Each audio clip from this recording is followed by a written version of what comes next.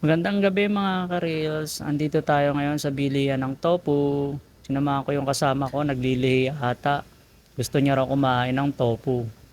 Pero hindi siya yung basta tofu ha. Ito yung sikat dito sa Taiwan na tinatawag na stinky tofu. Ito yung may amoy na di mo magugustuhan pero yung lasa siguradong iyong magugustuhan. So ayan nga, niluluto na ni tata yung in-order natin. Wait na lang natin. Few moments later, one eternity later. Ayan na, luto na yung in-order natin. So, nilalagyan na ni tatay sa box. Si nanay naman, nilalagyan niya na ng pampalasa. Saka yung mga toppings na gulay.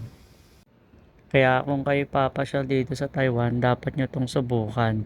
Dahil hindi kompleto ang yung pagpasyal dito sa Taiwan kung hindi nyo to matitikman. Tara, kain tayo.